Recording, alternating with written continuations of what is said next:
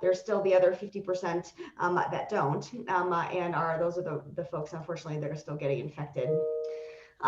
We continue to have a high weekly cumulative incident rate for COVID. If you look at our color here, it's dark, and it just tells us that we have more positives per capita than, for example, in Chaffee County.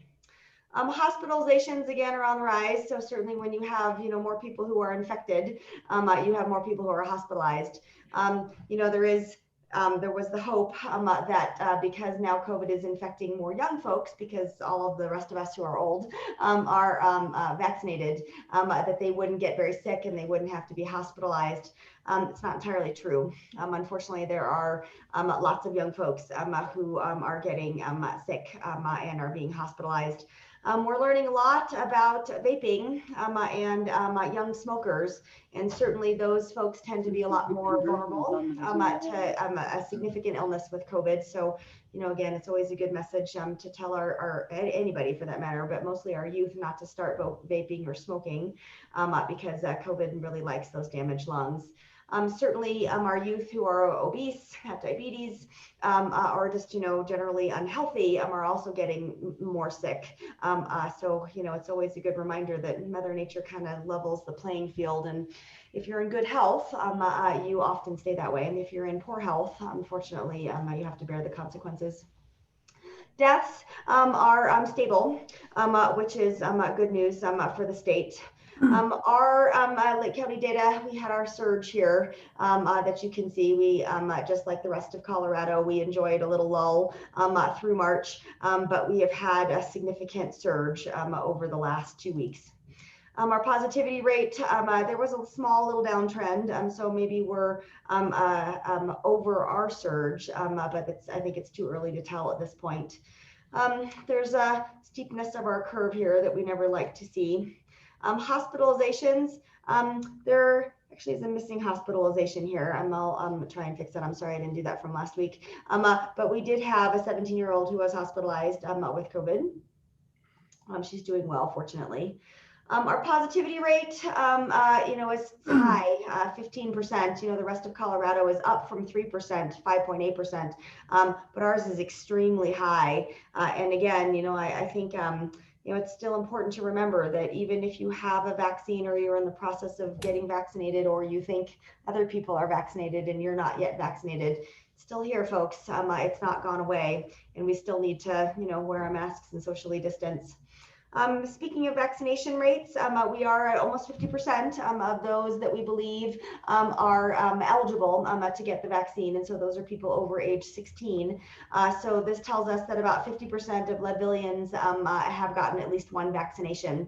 Some have gotten two, but that's, awesome for us. Hopefully we get to that, 75% mark, which will then make it less likely for the virus to spread.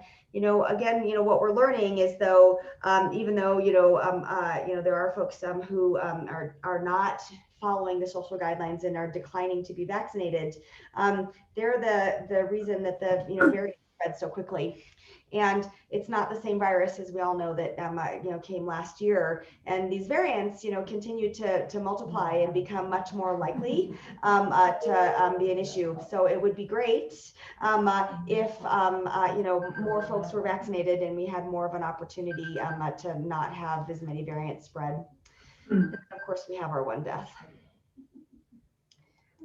Are there any questions for me? Lisa, I had an interesting conversation the other day, and it was talking about the residual effects of COVID on people. Can you give us any insights into that? Because we've heard almost nothing about it. Yeah. And this person seemed to think that the percentage might be higher than we've been led to believe in terms of people who've had long-term effects. Yes, sir. So, first of all, as a clinician here seeing patients with COVID, there is a clearly defined post-COVID syndrome that we have seen. It's very ill-defined because, COVID's only been around for a short time. And so much of what was done in 2020 was to keep people alive. And there wasn't a lot of research that was happening to, look at what post-COVID syndrome is, but it is a very well described issue. There is no clear percentage of who gets it, or of how many folks who have COVID actually wind up with it. It is probably age dependent, and certainly is part of what's happening, with other people's health. And so, for example, people who have other illnesses, chronic fatigue syndrome, heart issues, we're noticing that they tend to have post-COVID syndrome more often than others, but there's really no numbers to support how many people who have COVID will wind up with post-COVID syndrome. But it's clearly a thing, and it can be anything from, gosh, I'm just so tired, and I'm still tired, and it's, months later, to I really can't breathe, and I've had permanent lung damage from COVID, which also happens, and it's unfortunate. Okay, thank you. Yeah, so again, the key is to get vaccinated, and I know I'm preaching to the choir, but the more people that are vaccinated, the less people that get natural wild type infection, the less people that will wind up, having long-term consequences. All right. Any other questions, Dr. Lisa? Yeah, I had a question. With your help, we've been, tracking the vaccination rates and sort of trying to get to the end goal of herd immunity. And one comment I've been hearing from a few places, and I wonder what your view is, or if you could help us, is people who got COVID, whether they had symptoms or were asymptomatic, what's the current knowledge about what sort of immunity they've built up and how long that lasts? And sort of does that percentage of people who got COVID sort of count towards our herd immunity in some way? A great question, and I wish we knew the answer. So what we do know is that most people, when you get natural wild type COVID, you have those IgG antibodies for 3 to 6 months. So we know that you have that level of immunity for 3 to 6 months after you get wild type COVID. What we don't know is the rest of the immune system. So, once the IgG antibodies go away, there's these memory cells that are in your body that when exposed to COVID again should become active and then give you some immunity. But we have no data. It's not been around long enough for us to be able to determine really what that is. The other question is that now we have a variant. So what if you get a variant? Will your natural immunity remember that COVID looks enough like this variant and then give you the immune system?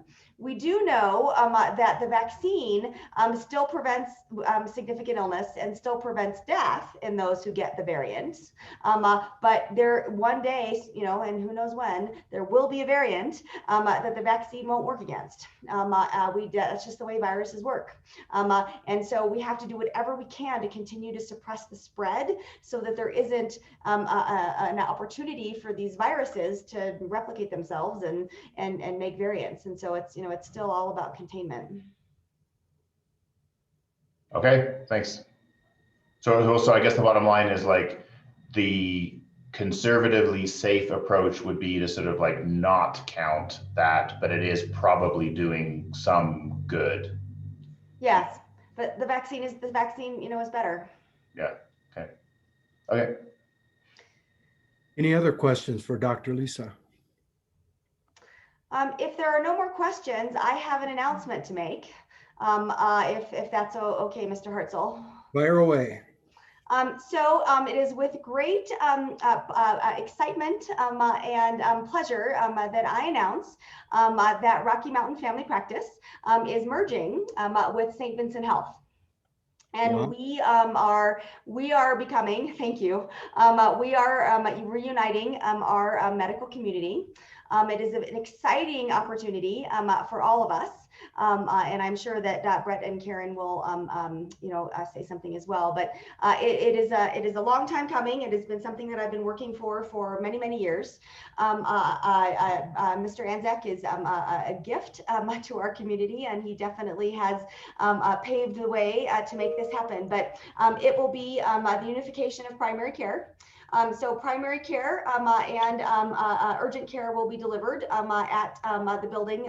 It's called the Leadville Professional Building, but what was Rocky Mountain Family Practice.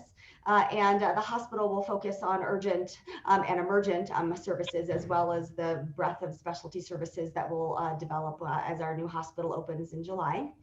And it is a great move for all of us. And I think that patients, all of you, will see a seamless transition. You won't really notice much. Certainly in the care, it's still going to be delivered, similarly. Both all of the practitioners at Rocky Mountain Family Practice are still there. We will all become employees of St. Vincent Health, and so you'll still be able to see your favorite provider. We have hired another mid-level provider who will be providing services at Rocky Mountain Family Practice. And then, of course, our quest for a new physician continues to find another family physician who would like to join our practice. But it's exciting, it's great, and just thanks to all of your support over the years, and I can look forward to continue to take care of you all. Wow, congratulations. Let's hear from Brett and Karen.